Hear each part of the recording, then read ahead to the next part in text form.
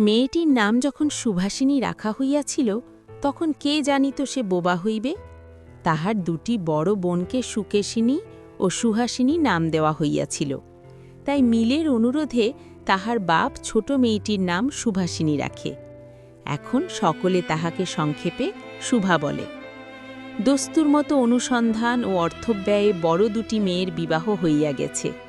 এখন ছোটটি পিতামাতার নীরব হৃদয়ভারের মতো বিরাজ করিতেছে। যে কথা কয় না সে যে অনুভব করে ইহা সকলের মনে হয় না। এই জন্য তাহার সাক্ষাতেই সকলে তাহার ভবিষ্যৎ সম্বন্ধে দুশ্চিন্তা প্রকাশ করিত। সে যে বিধাতার অভিশাপরূপে তাহার পিতৃগৃহে আসিয়া জন্মগ্রহণ করিয়াছে এ কথা সে শিশুকাল হইতে বুঝিয়া লইয়াছিল। তাহার ফল এই হইয়াছিল, সাধারণের দৃষ্টিপথ হইতে সে আপনাকে গোপন করিয়া রাখিতে সর্বদাই চেষ্টা করিত। মনে করিত আমাকে সবাই ভুলিলে বাঁচি, কিন্তু বেদনা কি কেহ কখনো ভোলে? পিতামাতার মনে সে সর্বদাই জাগরুক ছিল। বিশেষত তাহার মা তাহাকে নিজের একটা ত্রুটি স্বরূপ দেখিতেন, কেননা মাতা পুত্র অপেক্ষা কন্যাকে নিজের অংশরূপে দেখেন। কন্যার কোনো অসম্পূর্ণতা দেখিলে সেটা যেন বিশেষরূপে নিজের লজ্জার কারণ বলিয়া মনে করেন। বরঞ্চ কন্যার পিতা বাণীকণ্ঠ শুভাকে তাহার অন্য মেয়েদের অপেক্ষা যেন একটু বেশি ভালোবাসিতেন, কিন্তু মাতা তাহাকে নিজের গর্ভের কলঙ্ক জ্ঞান করিয়া তাহার প্রতি বড় বিরক্ত ছিলেন। শুভার কথা ছিল না, কিন্তু তাহার সুদীর্ঘ পল্লব বিশিষ্ট বড় বড় দুটি কালো চোখ ছিল এবং তাহার ওষ্ঠাধর ভাবের আভাস মাত্রে কচি কিশলয়ের মতো কাঁপিয়া উঠিত।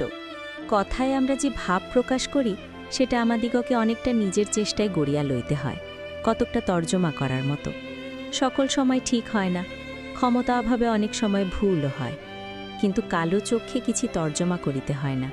মন আপনি তাহার উপরে ছায়া ফেলে, ভাব আপনি তাহার উপরে কখনো প্রসারিত, কখনো মুদিত হয়, কখনো উজ্জ্বলভাবে জ্বলিয়া ওঠে, কখনো ম্লানভাবে নিভিয়া আসে, কখনো অস্তমান চন্দ্রের মতো অনিমেষভাবে চাহিয়া থাকে, কখনো দ্রুত চঞ্চল বিদ্যুতের মতো দিকবিদিকে ঠিক করিয়া ওঠে।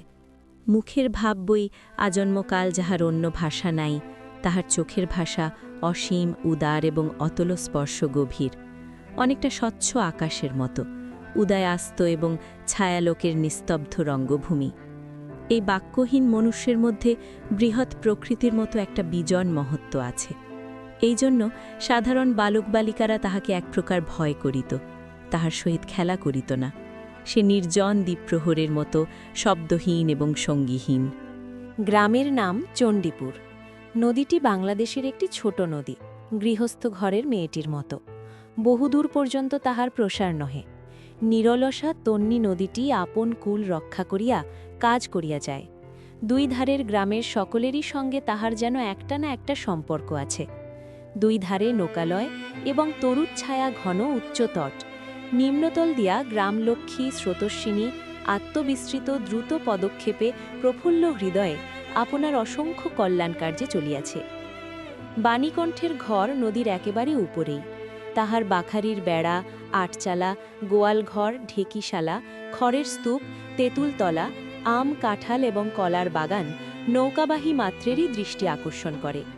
এই গার্হস্থ সচ্ছলতার মধ্যে বোবা মেয়েটি কাহারও নজরে পড়ে কিনা জানি না, কিন্তু কাজকর্মে যখনই অবসর পায় তখনই সে এই নদী তীরে আসিয়া বসে। প্রকৃতি যেন তাহার ভাষার অভাব পূরণ করিয়া দেয়, যেন তাহার হইয়া কথা কয়। নদীর কলধ্বনি, লোকের কোলাহল, মাঝির গান, পাখির ডাক, তরুর মর্মর সমস্ত মিশিয়া চারিদিকের চলাফেরা আন্দোলন কম্পনের সহিত এক হইয়া সমুদ্রের তরঙ্গ রাশির ন্যায় বালিকার চির নিস্তব্ধ হৃদয় উপকূলের নিকটে আসিয়া ভাঙিয়া ভাঙিয়া পড়ে। প্রকৃতির এই বিবিধ শব্দ এবং বিচিত্র গতি ইহাও বোবার ভাষা। বড় বড় চক্ষু পল্লব বিশিষ্ট শুভার যে ভাষা, তাহারই একটা বিশ্বব্যাপী বিস্তার। ঝিল্লিরব পূর্ণ তৃণভূমি হইতে শব্দাতিক নক্ষত্রলোক পর্যন্ত কেবল ইঙ্গিত, ভঙ্গি, সঙ্গীত, ক্রন্দন এবং দীর্ঘ নিঃশ্বাস। এবং মধ্যাহ্নে যখন মাঝির জেলেরা খাইতে যাইত, গৃহস্থেরা ঘুমাইত, পাখিরা ডাকিত না, খেয়া নৌকা বন্ধ থাকিত, স্বজন জগৎ সমস্ত কাজকর্মের মাঝখানে সহসা থামিয়া জিয়া ভয়ানক বিজন মূর্তি ধারণ করিত, তখন রুদ্র মহাকাশের তলে কেবল একটি বোবা প্রকৃতি এবং একটি বোবা মেয়ে মুখামুখি চুপ করিয়া বসিয়া থাকিত, একজন সুবিস্তীর্ণ রৌদ্রে, আরেকজন ক্ষুদ্র তরুচ্ছায়ায়। শুভার যে গুটিগতক অন্তরঙ্গ বন্ধুর দল ছিল না তাহা নহে। গোয়ালের দুটি গাভী, তাহাদের নাম সর্বশী ও পাঙ্গুলি। সে নাম বালিকার মুখে তাহারা কখনো শোনে নাই, কিন্তু তাহার পদশব্দ তাহারা চিনিত। তাহার কথাহীন একটা করুণ সুর ছিল, তাহার মর্ম তাহারা ভাষার অপেক্ষা সহজে বুঝিত। শুভা কখন তাহাদের আদর করিতেছে, কখন ভর্ৎসনা করিতেছে, কখন মিনতি করিতেছে, তাহা তাহারা মানুষের অপেক্ষা ভালো বুঝিতে পারিত। শুভা গোয়ালে ঢুকিয়া দুই বাহুর দ্বারা সর্বশীর গ্রীবা বেষ্টন করিয়া তাহার কানের কাছে আপনার গণ্ডদেশ ঘর্ষণ করিত, এবং পাঙ্গুলি স্নিগ্ধ দৃষ্টিতে তাহার প্রতি নিরীক্ষণ করিয়া তাহার গা চাটিত। বালিকা দিনের মধ্যে নিয়মিত 3 বার করিয়া গোয়াল ঘরে যাইত। তাছাড়া অনিয়মিত আগমনও ছিল। গৃহে যেদিন কোনো কঠিন কথা শুনিত, সেদিন সে অসময়ে তাহার এই মুখ বন্ধু দুটির কাছে আসিত। তাহার সহিষ্ণুতা পরিপূর্ণ বিষাদ শান্ত দৃষ্টিপাত হইতে তাহারা কি একটা অন্ধ অনুমান শক্তির দ্বারা বালিকার মর্মবেদনা যেন বুঝিতে পারিত, এবং তাহার গা ঘেঁষিয়া আসিয়া অল্পে অল্পে তাহার বাহুতে শিং ঘষিয়া ঘষিয়া তাহাকে নির্বাক ব্যাকুলতার সহিত সান্ত্বনা দিতে চেষ্টা করিত। ইহার ছাড়া ছাগল এবং বিড়াল শাবকও ছিল, কিন্তু তাহাদের সহিত শুভার এরূপ সমকক্ষভাবের মৈত্রী ছিল না। তথাপি তাহারা যথেষ্ট আনুগত্য প্রকাশ করিত। বিড়াল শিশুটি দিনে এবং রাত্রে যখন তখন শুভার গরম কোলটি নিঃসংকোচে অধিকার করিয়া শুভনিদ্রার আয়োজন করিত, এবং শুভা তাহার গ্রীবা ও পৃষ্ঠে কোমল অঙ্গুলি বুলাইয়া দিলে যে তাহার নিদ্রাকর্ষণের বিশেষ সহায়তা হয়, ইঙ্গিতে এরূপ অভিপ্রায়ও প্রকাশ করিত। উন্নত শ্রেণীর জীবের মধ্যে শুভার আরও একটি সঙ্গী জুটিয়াছিল, কিন্তু তাহার সহিত বালিকার ঠিক কীরূপ সম্পর্ক ছিল তাহা নির্ণয় করা কঠিন, কারণ সে ভাষা বিশিষ্ট জীব, সুতরাং উভয়ের মধ্যে সমভাষা ছিল না। গোসাইদের ছোট ছেলেটি, তাহার নাম প্রতাপ, লোকটি নিতান্ত অকর্মণ্য। সে যে কাজকর্ম করিয়া সংসারের উন্নতি করিতে যত্ন করিবে, বহু চেষ্টার পর বাপমা সে আশা ত্যাগ করিয়াছেন। অকর্মণ্য লোকের একটা সুবিধে এই যে আত্মীয় লোকেরা তাহাদের উপরে বিরক্ত হয় বটে, কিন্তু প্রায় তাহারা নিঃসম্পর্ক লোকদের প্রিয়পাত্র হয়, কারণ কোনো কার্যে আবদ্ধ না থাকাতে তাহারা সরকারি সম্পত্তি হইয়া দাঁড়ায়। শহরে যেমন এক আধটা গৃহ সম্পর্কহীন সরকারি বাগান থাকা আবশ্যক, তেমনি গ্রামেও 2-4টা অকর্মণ্য সরকারি লোক থাকার বিশেষ প্রয়োজন। কাজে কর্মে আমোদে অবসরে যেখানে একটা লোক কম পড়ে, সেখানেই তাহাদিগকে হাতের কাছে পাওয়া যায়। প্রতাপের প্রধান শখ ছিপ ফেলিয়া মাছ ধরা। ইহাতে অনেকটা সময় সহজে কাটানো যায়। অপরাহ্নে নদীতীরে ইহাকে প্রায় এই কাজে নিযুক্ত দেখা যাইত, এবং এই উপলক্ষে শুভার সহিত তাহার প্রায় সাক্ষাৎ হইত। যে কোনো কাজেই নিযুক্ত থাক, একটা সঙ্গী পাইলে প্রতাপ তাকে ভালো। মাছ ধরার সময় বাক্যহীন সঙ্গী সর্বাপেক্ষা শ্রেষ্ঠ। এই জন্যে প্রতাপ শুভার মর্যাদা বুঝিত, এই জন্যে সকলেই শুভাকে শুভা বলিত। প্রতাপ আর একটু অতিরিক্ত আদর সংযোগ করিয়া শুভাকে সু বলিয়া ডাকিত। শুভা তেঁতুলতলায় বসিয়া থাকিত, এবং প্রতাপ অনতি দূরে মাটিতে ছিপ ফেলিয়া জলের দিকে চাহিয়া থাকিত।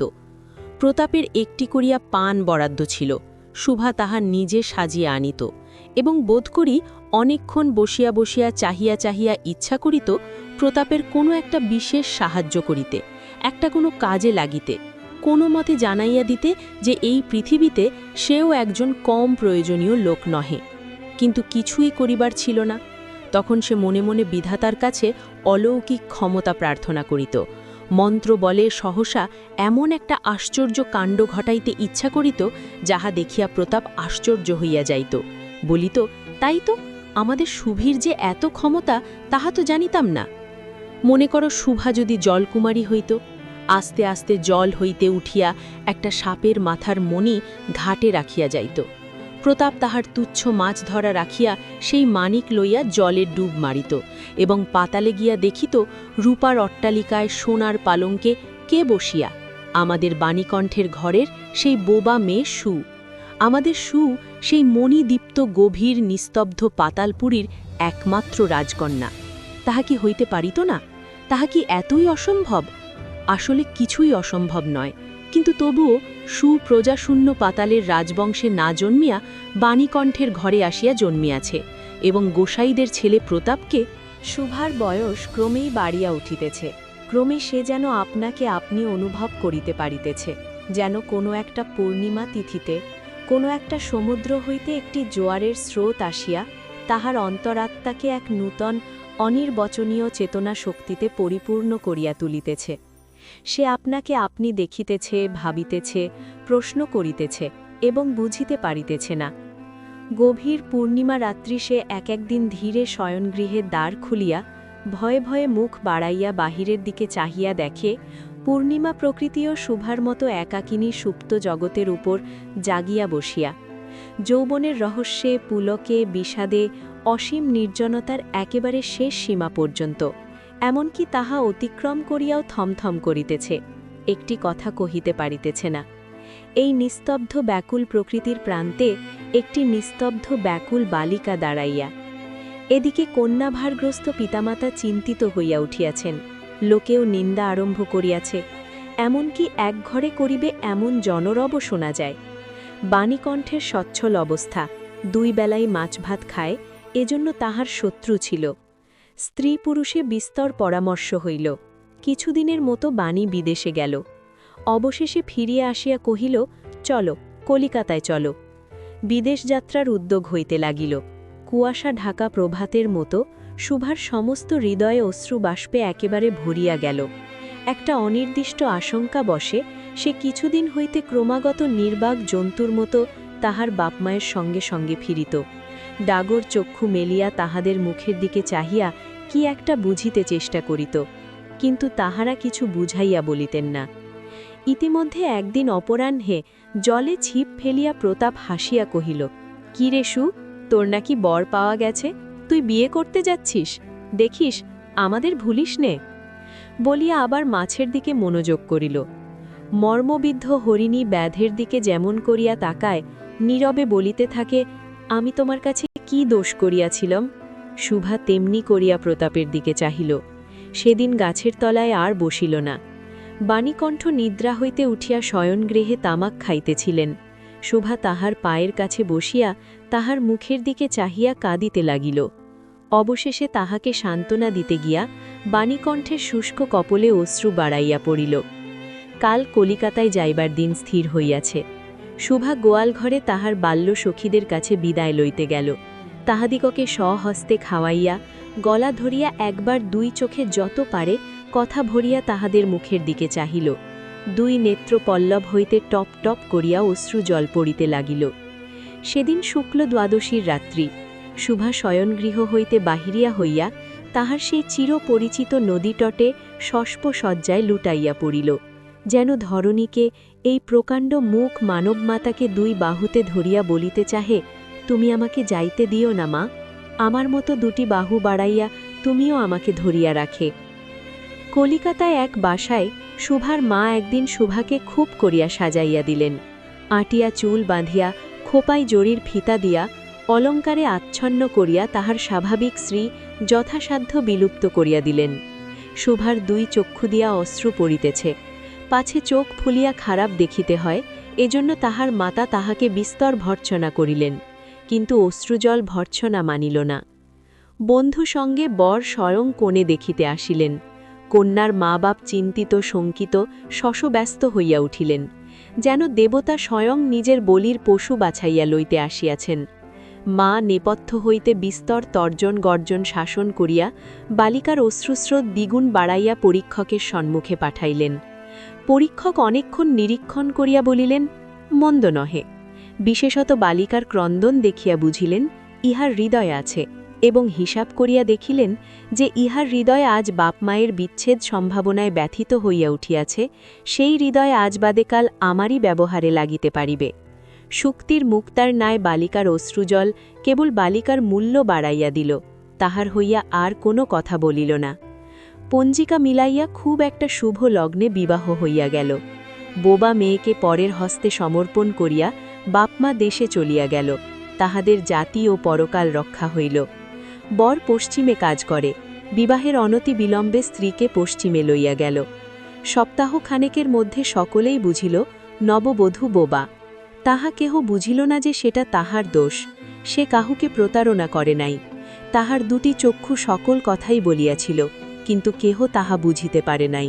সে চারিদিকে চায়, ভাষা পায় না। যাহারা বোবার ভাষা বুঝিত সেই আজন্ম পরিচিত মুখগুলি দেখিতে পায় না। বালিকার চির নীরব হৃদয়ের মধ্যে একটা অসীম অব্যক্ত ক্রন্দন বাজিতে লাগিল। অন্তর্যামী ছাড়া আর কেহ তাহা শুনিতে পাইল না। এবার তাহার স্বামীর চক্ষু এবং কর্ণেন্দ্রের দ্বারা পরীক্ষা করিয়া এক ভাষা বিশিষ্ট